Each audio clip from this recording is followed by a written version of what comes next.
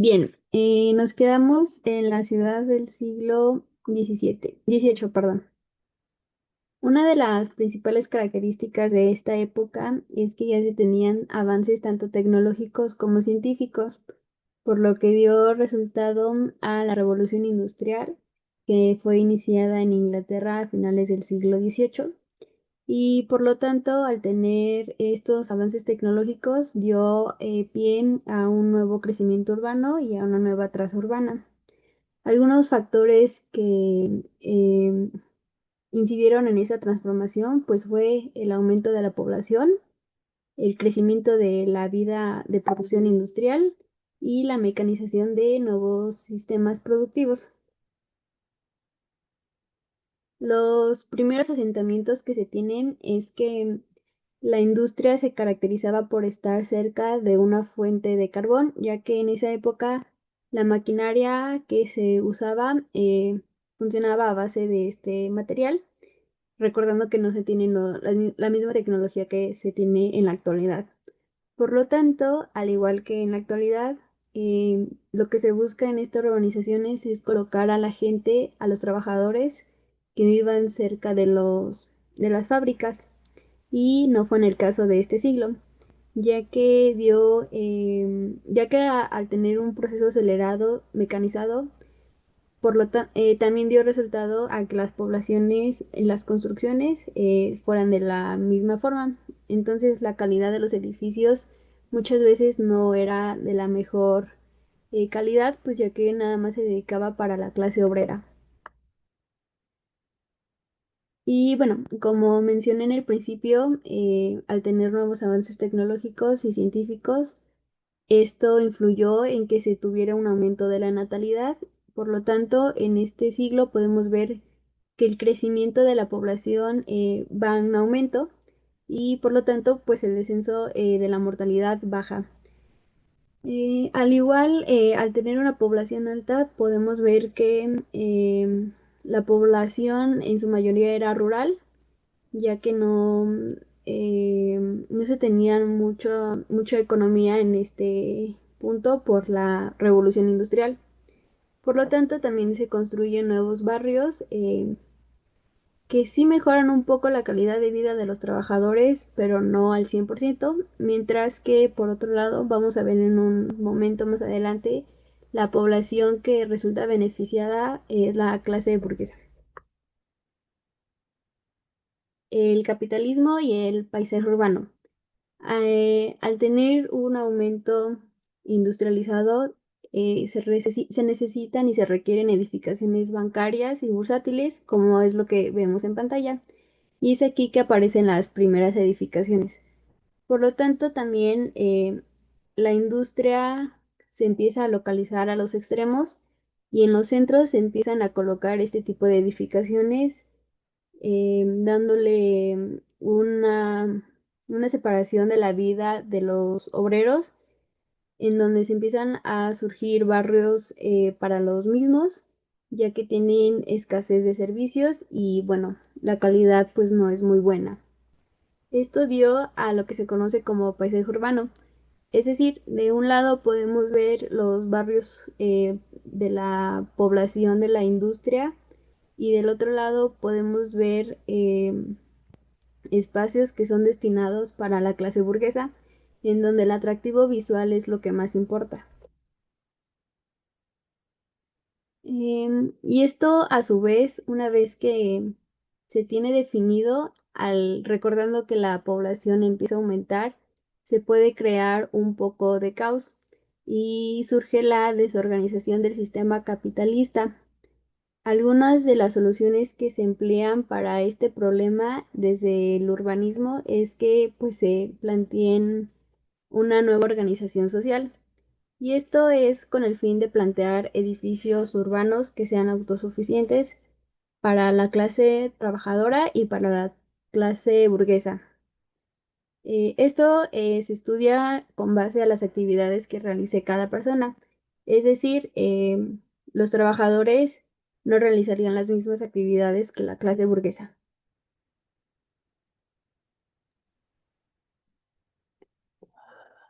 Bueno, ahora Vamos a hablar sobre las características de las ciudades, pero desde un enfoque sociológico. Siguiente, por favor. Para esto podemos dividirlo eh, desde el siglo XV hasta el siglo XVIII. Podemos dividirlo en dos periodos. El primero sería el Renacimiento, que es del siglo XV al XVI. Y el segundo periodo sería el barroco del siglo XVI al siglo XVIII. Bueno, a diferencia de la Edad Media, donde pues la vida urbana estaba dominada por lo religioso, en el Renacimiento los grupos sociales dominantes como la burguesía y la nobleza urbana comienzan a vivir y desarrollarse dentro de las ciudades. Esto pues genera un cambio importante en el paisaje urbano. A partir del siglo XV aparece un nuevo tipo de edificio, el palazzo, que es una residencia urbana de gran escala, representativa del poder económico y social de sus dueños. Estos palazzi están organizados en torno a patios, con fachadas simétricas, proporciones armónicas y una clara pues influencia de la arquitectura clásica grecorromana. En este contexto también surge la figura del arquitecto como un profesional y con ello el desarrollo del proyecto arquitectónico como una actividad intelectual. Arquitectos como Filippo Brunelleschi, León Battista Alberti, Antonio Averlino y Scamozzi no solo construyen edificios, sino que también escriben tratados que reflexionan sobre la ciudad ideal, o sea, sus proporciones, la belleza y el orden arquitectónico. En esta etapa, pues se marca un retorno a los valores de la antigüedad clásica, como la geometría, la simetría, la perspectiva y el humanismo. Siguiente, por favor. Eh, Durante este renacimiento, el auge del pensamiento racional trajo consigo un renacer de las ideas filosóficas clásicas, particularmente las de Aristóteles y Platón. Esto influyó directamente en la forma de concebir a las ciudades. Se empieza a hablar de una ciudad abierta, entendida como una ciudad señorial y que es culta, donde los ciudadanos, especialmente los nobles y la élite urbana, se dedican al cultivo de las artes, las letras y el pensamiento humanista. En estas ciudades reaparece el concepto del ágora, o sea, un espacio público abierto donde las personas pueden reunirse, intercambiar ideas, debatir y compartir el conocimiento. La ciudad deja de ser solo un entorno funcional o defensivo y se convierte en un lugar de encuentro social y cultural. El arte urbano, la arquitectura, las plazas, las calles y los edificios adquieren una nueva importancia, pues se diseñan para invitar al paseo, a la contemplación y al diálogo también. Este nuevo modelo urbano se caracteriza por su trazado más abierto, armónico y orientado a lo humano, con calles que permiten el movimiento libre y plazas pensadas como escenarios para la vida colectiva. Florencia y Venecia en Italia son, de hecho, dos de los mejores ejemplos de este tipo de ciudad abierta. En ellas el espacio urbano no solo responde a necesidades prácticas, sino también a valores culturales, estéticos y filosóficos. Siguiente, por favor. El urbanismo del Renacimiento se distingue por dos características principales. La primera sería la expansión de las ciudades existentes y la remodelación parcial de sus trazados, más que nada por la creación de nuevas ciudades desde cero. Esto se debió por un lado al aumento notable de la población europea en los siglos XV y XVI y por otro a la necesidad de nuevos núcleos urbanos comerciales que pues fueran capaces de responder a los cambios económicos y sociales que sucedían en ese momento. En las primeras etapas del Renacimiento la creación de nuevas ciudades fue mm, poco común. No es sino hasta las últimas décadas con el auge de la industria y el comercio cuando se empiezan a planificar nuevos asentamientos urbanos desde cero, incorporando ideas más ah, funcionales, también simétricas y racionales. Estas transformaciones urbanísticas no solo ocurrieron en Europa, sino que influyeron profundamente en América, especialmente tras la conquista.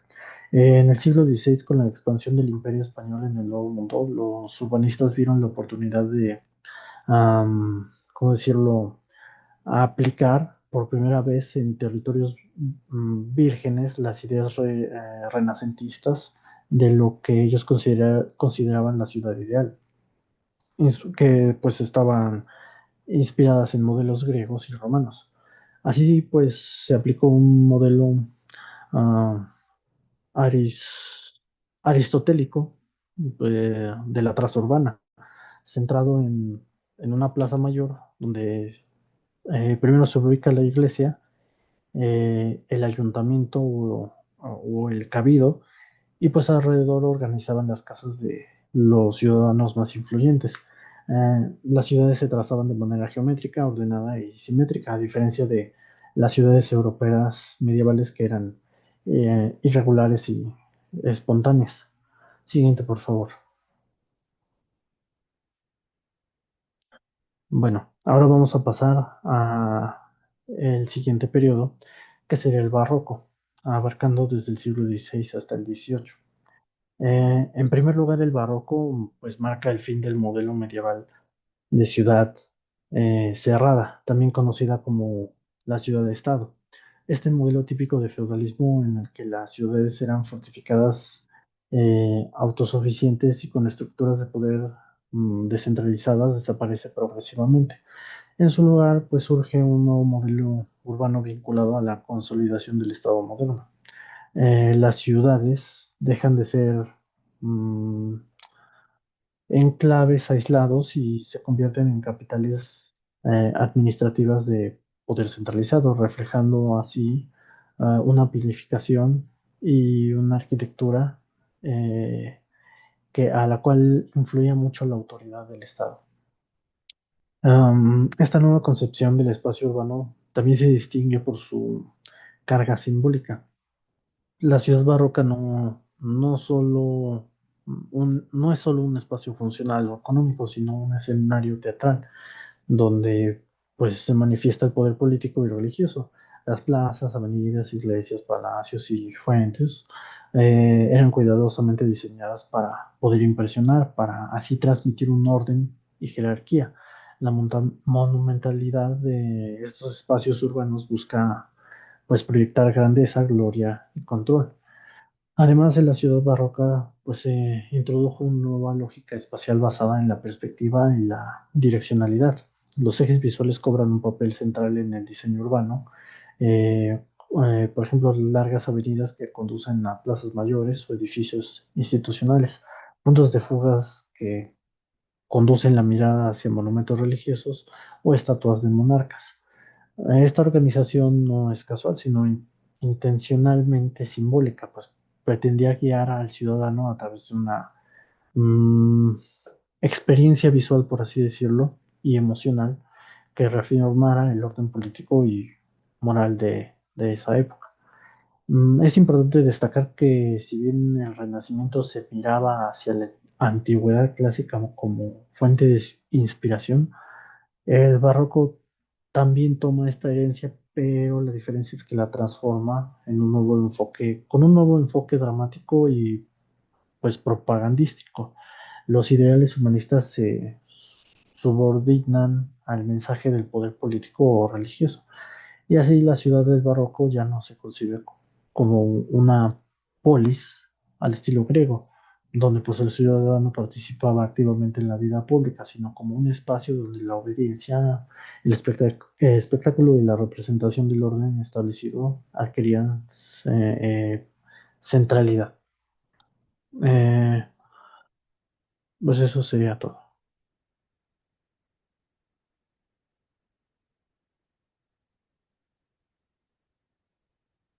Siguiente. Gracias. Por último, yo les voy a hablar acerca de lo que sería una comparativa de la ciudad actual y la ciudad que va del siglo XV al siglo XVIII, donde subdividiremos los temas, en base a lo que es, bueno, si puedes poner la diapositiva anterior, eh, en base de cómo ha sido el desarrollo urbano a través de ese tiempo. Y lo dividiremos en temas que vienen siendo la estructura, funciones y cómo son las dinámicas de la ciudad antigua a la ciudad actual.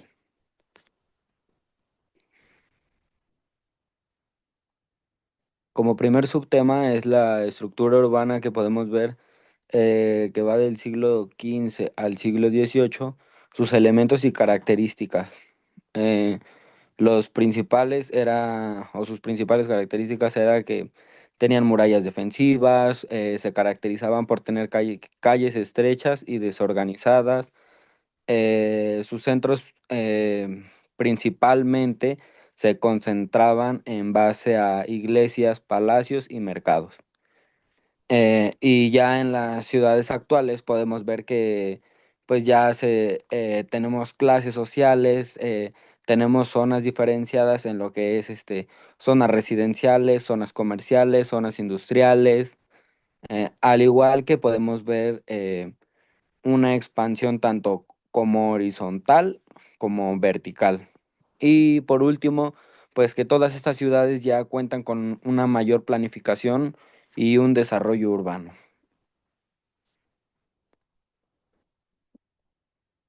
Bueno, las funciones sociales y económicas, lo que va del siglo XV al siglo XVIII, podemos ver que son ciudades jerárquicas y estamentales. Su economía es basada en lo que es el comercio local y el feudalismo principalmente, así como sus espacios pues son controlados por lo que viene siendo estas clases sociales altas. Y en la ciudad actual, las sociedades son más diversificadas y dinámicas. Su economía se globaliza y se enfoca más en lo que es la parte digital, así como a su vez empieza la integración de espacios públicos que empiezan a ser inclusivos para el desarrollo y fomento de las personas. Los espacios públicos y servicios, podemos ver que antes contábamos con plazas pues limitadas y principalmente enfocadas en lo que es la religión, la iglesia o la nobleza. Y sus servicios pues realmente eran muy básicos, lo que es instalación, aguas, luz, todo ese tipo de infraestructura, con lo que ahora podemos ver que pues contamos ya con muchísimo más centros culturales, parques, espacios abiertos, eh, los avances tecnológicos que tenemos, donde ya creamos otro tipo de espacios como lo son plazas comerciales, cines, em, eh, etcétera. Vemos también muchísimo mayor avance en lo que es lo que les comentaba, ¿no? La infraestructura en general, ¿no? Sistemas de vialidad, transporte, agua potable, electricidad, comunicación, etcétera. En cuanto a la movilidad y transporte, podemos ver que principalmente antes, pues el transporte era muy básico, a pie, caballo o carruaje, ¿no? Y el comercio, pues era más sedentario, principalmente por lo que, pues sus rutas de transporte eran muchísimo más limitadas, como lo que ahora podemos ver que el sistema de transporte pues es masivo, podemos encontrar camiones, autobuses, metrobús, metro, muchas formas en las que puedes conectarte alrededor de la ciudad y pues de todo el mundo en realidad. Y pues igual su conectividad pues se vuelve más global y local a su vez. Acerca de los desafíos urbanos, podemos ver que con anterioridad se desafiaba lo que era tipo como de pandemias, epidemias, pobreza, guerras y saqueos, ¿no? Y pues ahora contamos con algunas otras problemáticas, ¿no? Como lo es la contaminación, el tráfico, la desigualdad social, así como a su vez lo que es una desurbanización descontrolada.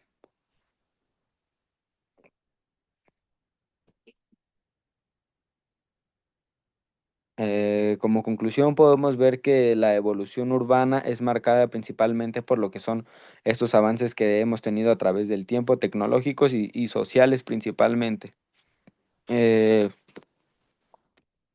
pues obviamente la ciudad moderna es muchísimo más compleja, ya que pues tenemos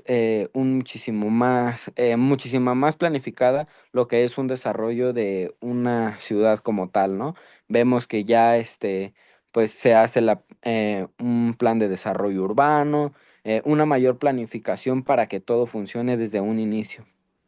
Y por último, que persisten los desafíos que existen entre lo que es la planificación sostenible y equitativa a su vez.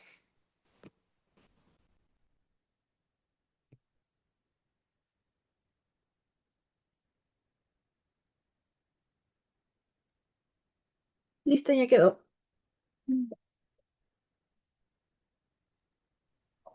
Dale. Eh, No manches, no se están muriendo de sueño. yo